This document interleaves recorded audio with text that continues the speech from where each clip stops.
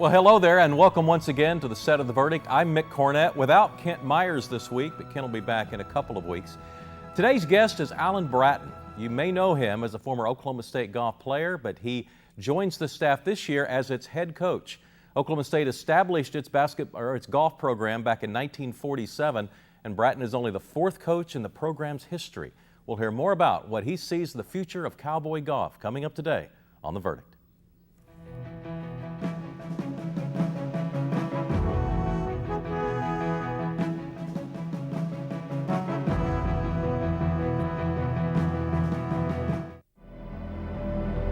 What I can offer is insight into understanding the Native American art, how these artists are expressing themselves as cultural people. I am Heather Ottone. I'm a Native American researcher and curator, and I am Chickasaw. I can remember in first grade the teacher saying, "Well, you're so lucky you don't look Indian." That was difficult to hear because it was what I was. It's what I am. I think there's a renaissance going on amongst the tribes. I think the Chickasaws are leading that. We didn't die. We're not gone. So what are we now? And what can we do now to start to form that identity, to survive into another century?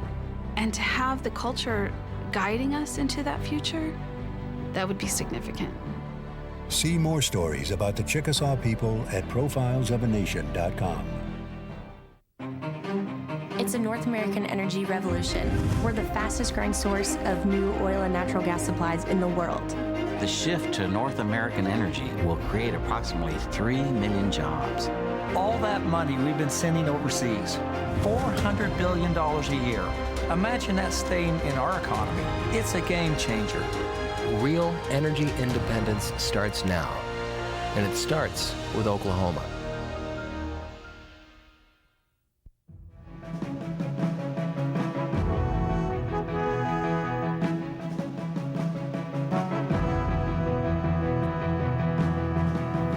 And welcome back to the Set of the Verdict. Our guest today is Alan Bratton. Alan is the golf coach at Oklahoma State University. Quite an illustrious resume as a player. He won the Jack Nicklaus Award in 1994, which goes to the nation's top college player. He was a four-time All-American, the first-team All-American twice in 94 and 95, Big 8 Player of the Year twice. As a senior, led OSU to the 8th of its 10 national championships, including a historic takedown of Stanford, which included Tiger Woods in a playoff. And then he played professionally from 1995 to 2000, ended up in 31 PGA Tour events, eventually got his amateur status back, won an Oklahoma State amateur title, and then along that period of time became involved in the coaching at Oklahoma State University, coached the women's team, was an assistant head coach for both of the men's and women's team.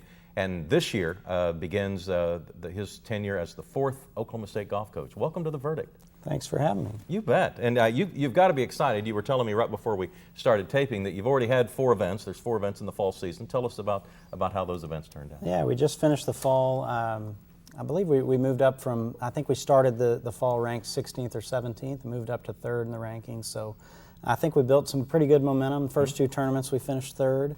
And then we closed out the fall with back-to-back wins. So, and the last win was pretty decisive. We won by 16 shots over Stanford. You mentioned Stanford in the intro there. That's who we beat when I won nationals our last year. So pleased with what we've done so far, and time to get to work and see if we can't build on that in the spring. And the spring season will start when, with what event? First week in February we go to Hawaii, so it's a rough duty, I know, but great place to spend your February, and that's really what the season's all about, is building momentum towards the end of the year.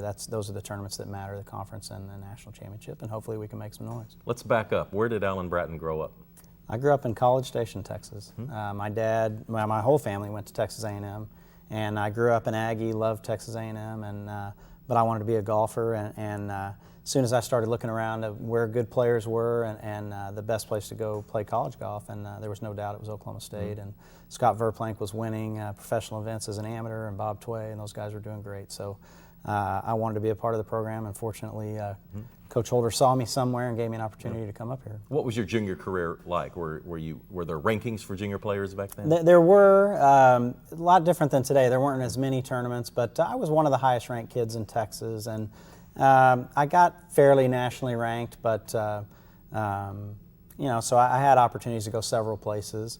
I guess second choice probably would have been Texas, which you grew up in College Station, you don't really want to go there. So, but Oklahoma State was what I set out as a goal to hopefully get good enough to go there, and fortunately I had that chance, and it's the best decision that I ever made. A four-time All-American, you must have moved into the starting lineup almost immediately. No, it actually took me, I didn't qualify for an event my whole freshman year, so I redshirted, and I still tell people today that was my favorite year in college golf. That year, not playing an event set the stage for the things I was able to accomplish later on, and I wouldn't have done anything different at all. So it actually took me that whole first season, and then even the first two trips that we played the following fall, I wasn't good enough to make the team, and fortunately I got in there and then I never left. You have a unique perspective, though, to offer young players who might be joining your program, in that you've been there. You were a top junior player like all of your recruits are going to be. You came into a storied program that already had a lot of history and a lot of good players already on the roster.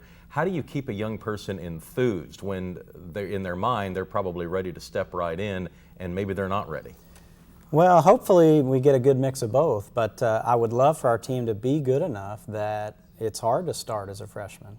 No different than if you're going into the Big 12 as a quarterback. It's very rare that a true freshman starts at quarterback. So I want to get kids that are competitive, aren't afraid of the competition that we have, and the goal to just leave ready to go play the PGA Tour and win a national championship along the way. And that's pretty rare, actually. A lot of people are afraid they might not play, so our history or our success has scared off a lot of players.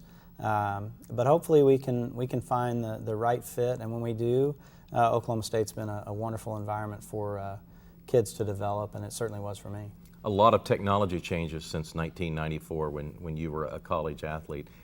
Talk about how golf has changed because of the improvements in technology. Yeah, I mean, everything's so fine-tuned, you know, down to exact specs of clubs and shafts and just everything, and the best junior golfers have access to basically tour treatment now. The USGA changed the rules a few years back where manufacturers can begin a relationship and start to take care of those kids the same way they do a tour player at a very, very young age. So the kids come in smart in that sense. Instruction's gotten better and better as well. So it's definitely different than when I came out of high school, but the real things that it takes to be successful haven't changed.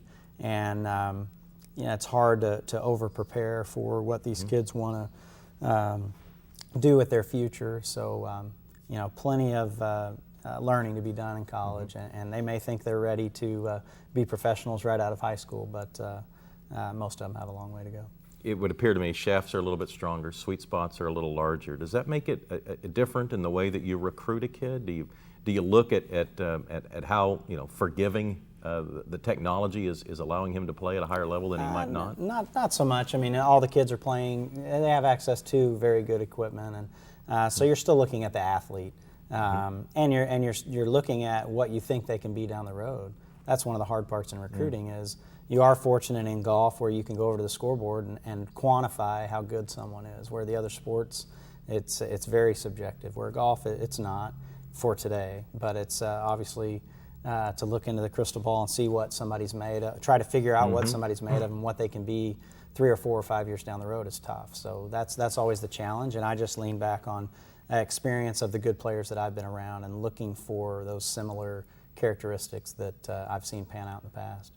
When you look physically, players come in all shapes and sizes. You have Willie Wood, you have Bob Tway, you have players of different levels of strength. When you are judging a player, what ideally are you looking for? Well, it's really no different than any other sport when you really get down to it. You know, speed kills, and you're looking for players have become more athletic since Tiger Woods kind of hit the scene. Golf has become cool, and you're having athletes choose golf over other sports. So that's a place to start. Athleticism is a huge advantage. Strength, speed, all that stuff plays a part in golf, although a lot of people might not think of that right off. So it's really hard to say what you're looking for, but that's a great start. You know, there's things you can see, a certain touch around the green in people's hands. You look for that as well. So, but I start with athleticism and then the fundamentals of their technique as well. Well, a basketball or a football coach who's evaluating talent might look at is the person still growing? What's their their 40 time? All those metrics. What you're telling me then is it's not just a number. I mean, in golf you have a specific number that is it's hard to dispute. One person beat another person because they have a better number. It's a little more subjective when you're talking about athletes that might play defensive end or be the small forward on a basketball team. You're going beyond the numbers when you're looking at a kid. Yeah, you have to. Like I say, we are fortunate that you can. If you need a tiebreaker, maybe that number that they're putting up on the board is a definitive difference from one player to the next. But you don't know a lot of times in recruiting how long someone's been playing the game. There may be an experience advantage that, yes, today this player is better, but as they get onto bigger golf courses, different conditions, or as they grow and develop, as a person, they'll be a lot different down the road. So it's hard. And in recruiting in any sport's difficult when you're dealing with young people and trying to figure out what they're going to be a few years down the road. And the recruiting game has gotten earlier and earlier. Kids are making their decisions and coaches are forcing decisions, I think, earlier and earlier. So it's tough to see what somebody's going to be. When you were involved in the women's program, was it any different in recruiting a girl player as opposed to the boys that you're looking at in high school now? You know what? I don't think it's all that different. The talent pool isn't quite as deep. There's not as many girls playing golf. And I think there's probably a wider gap between the best girls are really, really good. The best high school girls can actually compete with the professionals. And you see that probably in women's sports in general. I mean, teenagers in tennis, you'll see them contend in major championships, and it's no different in golf. So the best girls are quite a bit better. But then as you went down the list, I didn't trust myself as much. I didn't have as much experience of figuring out who that diamond in the rough was. I have a lot more confidence in my evaluating of guys than I did females. But I really don't think there's that big a difference. But certainly there's a bigger gap between the best and then the next kind of level player. Alan Bratton is the head golf coach at Oklahoma State. We'll be back with more with Alan right after this.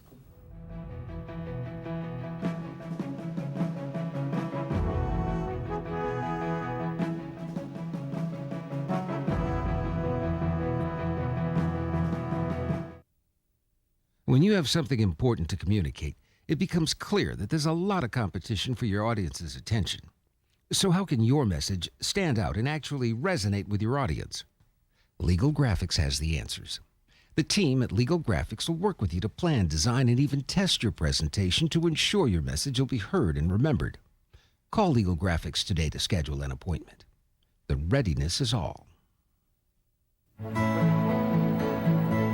The good life comes naturally to Tulsa, where nature's beauty is matched with an eye for aesthetics.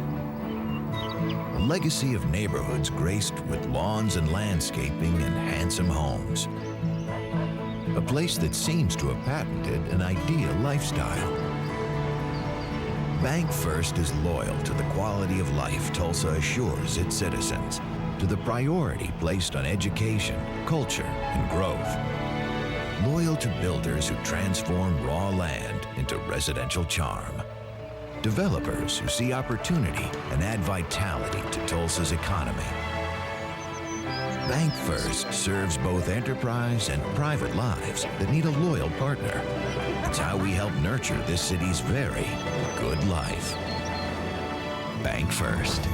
Loyal to Oklahoma. Loyal to you.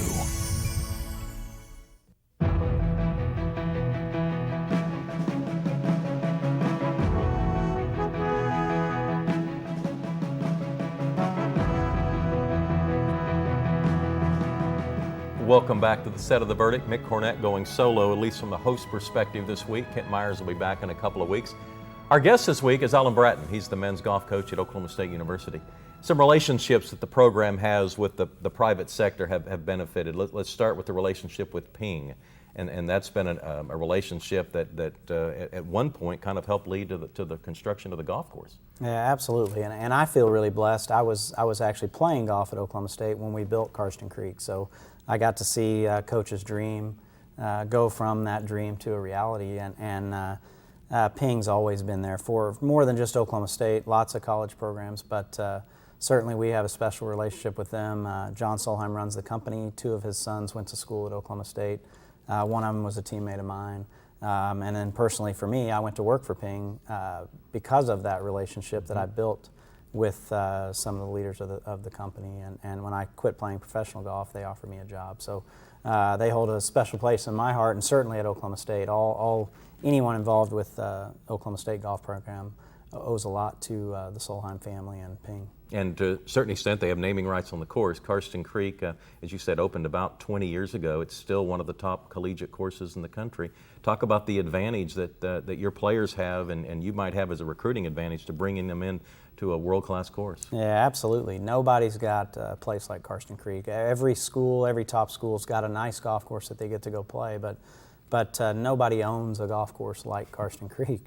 And that's what I hope people see when they come out there, especially recruits or families that we bring in to show around the campus. I hope they see the commitment to golf at Oklahoma State. Nobody can match what we put into our golf program.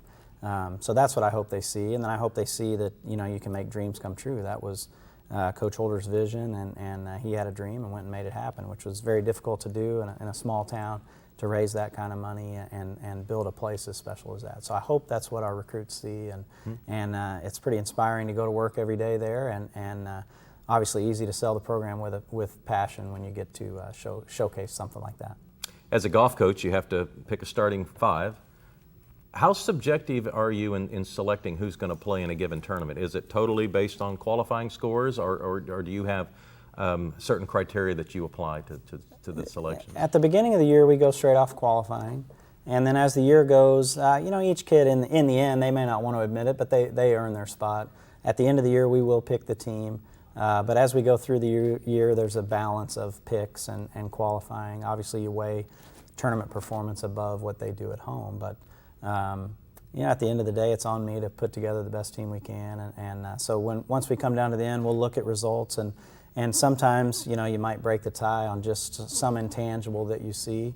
But then again, you may come down to between two spots and have them go play off for it. So fortunate again, golf is kind of that way. But at the end of the day, it's on me and my staff to put together the team that we think can perform. And your athletic director is the former golf coach, your golf coach, Mike Holder, who we had recently on another edition. That's fairly unusual. I don't know of any other programs who have a golf coach who has gone on to be athletic director. That's got to set up a special relationship with you in that program.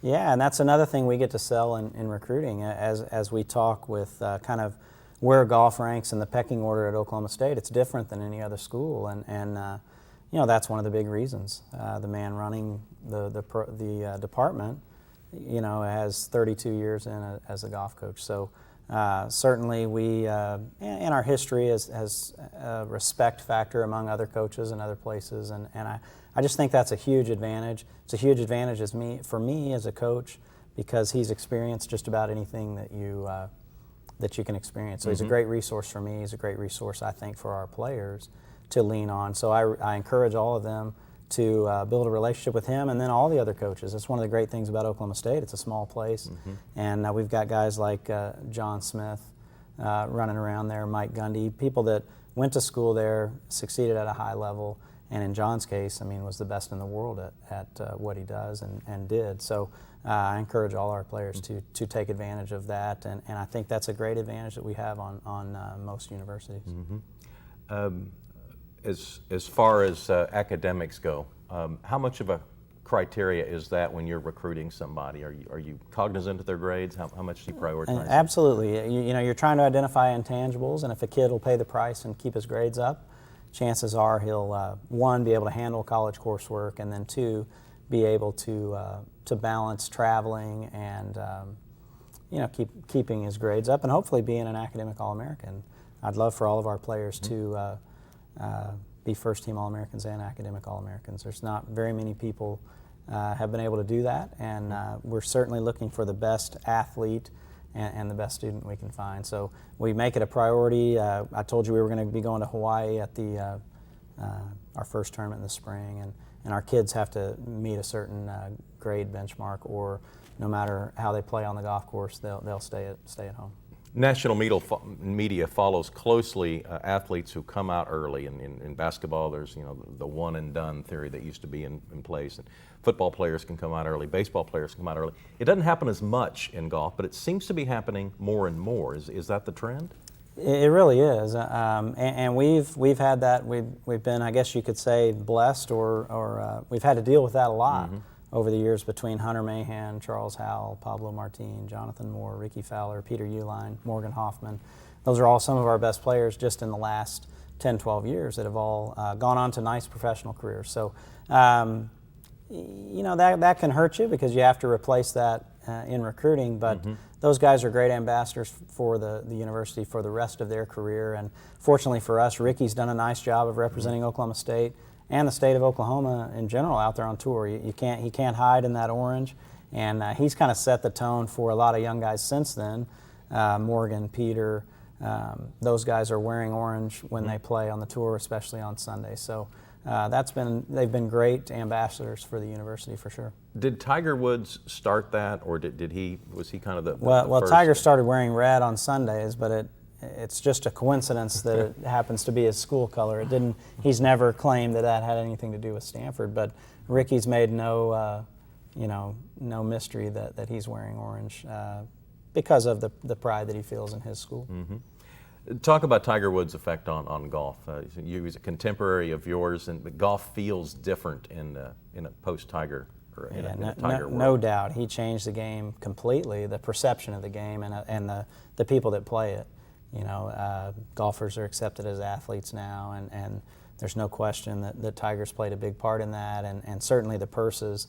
Every professional golfer since 1996 when Tiger came out, owe him huge, just like guys prior to that owed Arnold Palmer and Jack Nicklaus for what they did to grow the popularity of the game and specifically the purses. The year that I got my card on the PGA Tour, the purses took a big jump to $2 million at that point, and that was 14 years ago, I guess, and now a lot of purses are $6 million, so they've tripled since then. So certainly he's been a blessing to all professional golfers. And he's a treat to watch on the golf course as well. As a former tour player, I want to get your perspective on this issue. There seems to be more and more people watching videotape and live broadcast, calling officials and having rules implored on players while they're playing in a tournament. It seems very, very strange to me that golf allows this to happen. What's your view as a player? I think it's crazy. No sport would you be able to do that, but. It's been a part of the game for a long time. I actually think it's kind of silly that the players still keep their own score, and mistakes that they would make on that scorecard that they would be penalized for as well when the whole world has seen what's happened. But that's a part of the game. I think that's something they should remove, and I think they made some common sense decisions in the last year. Tiger was criticized for what happened at the Masters, but I think at the end of the day they did the right thing. So yeah, I think it's insane that people can call in and impact the competition like that. Let's go talk about the NCAA championships. Explain the format for the fans who don't follow it as closely. Well, in 2009, the championship format changed. We used to play, they would play 3 rounds of stroke play, and the stroke play, the way it goes is you play 5 players and you count the low 4 scores every day. They would play 3 rounds, cut the field from 30 to 15, and then play a final round, and you had your champion. Now, we play 3 rounds of the same format. They cut to the low 8 teams. And then this year, they've actually changed it again. After the 3 rounds, they're going to take the low 40 individuals, and they're going to play one more day for the individual title. No team competition that day. And then you'll pick up with a match play bracket. They'll bracket you based on your finish 1 through 8. So 1 plays 8, 2 plays 7, and you play, all 5 guys play a match. You're head-to-head against guys. Whoever gets to 3, you win a match, you get a point, 3 points wins. So it's a little different, but it's much more exciting. It's much more spectator-friendly, and it's actually helped lead to getting our championship on TV. So this year it'll be on TV again. The last time it was on TV, I think, was when I played in 1995. 94 and 95, ESPN put it on TV, but it'll be on the Golf Channel starting this year. We have just a few seconds left. How can fans of your program participate? Are there events they can go to, or what can they do to feel a part of it? Well, this year's national championship is actually in Hutchinson, Kansas, so not too far away. We don't play that many events close to home other than our fundraiser, which is every fall, so we'd love for everybody to come out for that. But you can follow on golfstat.com or on our website at okstate.com. You can follow all the action there live. And that course designed, of course, by Oklahoman Perry Maxwell. That's so right. A special reflection on the Sooner State as well. Alan Bratton, thanks very much for coming on The Verdict. Thank you for having me. I'll have a final word when we get back.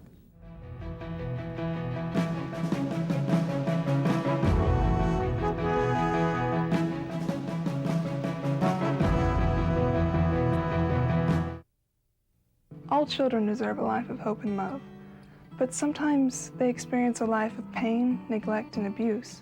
When that happens, each child deserves all the quality assistance and representation that can be offered in our legal system. For more information, call 23-CHILD. Oklahoma Lawyers for Children, helping to bring hope and love back to the lives of abused children. You will always be mom and dad to me. We are a very conservative family, and we believe in old-fashioned family values. We have a loving home there, and we love kids, and we have 5, 6 of our own. And but I had no idea we were going to go into adoption, but it's been very gratifying. You will always be mom and dad to me. The Journal-Record is pleased to be a sponsor of The Verdict. The Journal-Record, since 1903, the best source of Oklahoma business news and legal information. And for almost 30 years, Oklahoma political, government, and business leaders have turned to the McCarville Report for accurate, reliable, inside information. Visit the McCarville Report online.